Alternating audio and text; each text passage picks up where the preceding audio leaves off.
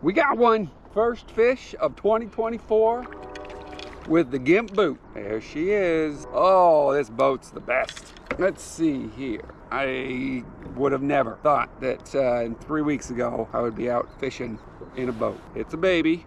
It's a normal Chris-sized fish, but it's a fish in a boat. In the summer, I snapped my Achilles. Awesome. And the crazy thing is this lake is the same lake that back when I got my Old Town PDO, I caught my first fish in that here as well. If you guys have been following the channel, you probably know. Whoa, jeez. All right. Well, Wicked Lures, just doing what they do.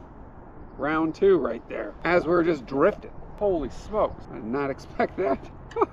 Baby fish 2, see you later. What in the heck? That's cool. So 2 back to back. Now, if you can't tell, I'm in a baby boat because I got a boot on my foot. In April, I snapped my Achilles straight in half. Let me get you caught up as to what I got going on in this boat, where I got it, how much it was, because this boat right here is awesome for the amount of money it is. Anybody that's wanting to do any sort of fishing out of a kayak or kayaking at all, like this boat is a no-brainer. So let's get you all caught up.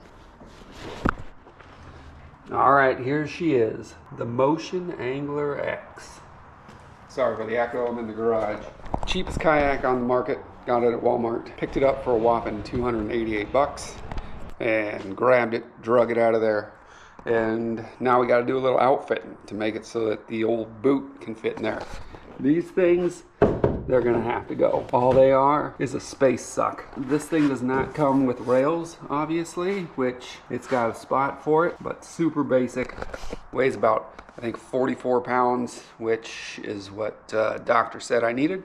Said I can't be dragging around this guy at 112 pounds or whatever she sits at. 44 pounds is gonna have to do. But for now, I'm gonna start adding on some mounts here. Probably pulling these off because I'm going to be long enough for this seat to not even need these, I would assume. Just dig the heels into there. Number one concern I heard about this thing was this has no holes for drainage. If, or I should say when you get that area wet due to paddling, you end up with a soaking wet butt. And that's not anything I want to partake in.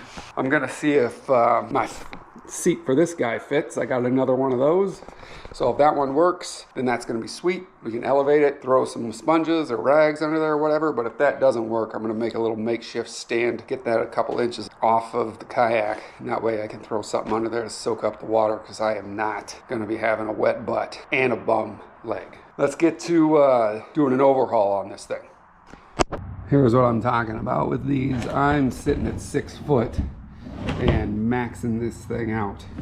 I can't even obviously get the boot on that one, but these things are taking up at least 2.5 inches of space on either side, which when I'm going from this to this, I need every bit of usable space. So these things gotta go. Well, fun fact, these are what looks like riveted in. I thought that it was maybe an Allen wrench, but it's not. Same with the seat, it's riveted in, so stuck with it. Moving on to the next thing. Seeing as I cannot get these off because of the rivets and the seat off because of the rivets, we're gonna move on, which is installing this rod holder here that I happened to purchase, I think like 2.5, 3 years ago. Nice that it's finally coming into play. I have a nicer one that I ended up getting as a gift for a birthday present. So this thing's just been collecting dust, and now's the time to put it to work. I'm gonna clean this off real nice, put some silicone around it, some Gorilla Glue, and screw that sucker down and hope she stays. So let's get into that. I guess it's a good thing I didn't just dive into that, because I remember now that on this side of the kayak, my right side is where I have my fish finder. So if for any reason I want to actually add the fish finder onto this kayak, which seems like extreme overkill due to the fact that that thing's worth more than the kayak, which is crazy, I'm gonna actually put this rail that I have, kind of an extra one that I rigged up so I could use the fish finder ice fishing. I'm gonna put this rail down there instead, and then put the rod holder on the other side over there. I'm gonna get these screws off, get this thing dried off, sprayed down, and we'll add this on to the right side real quick.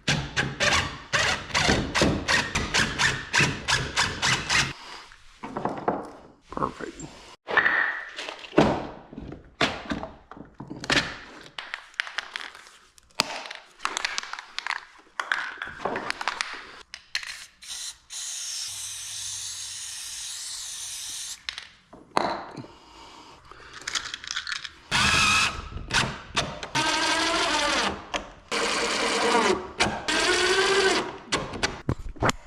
All right, that feels like it's going nowhere, which is what we want. Sweet. One down, one to go.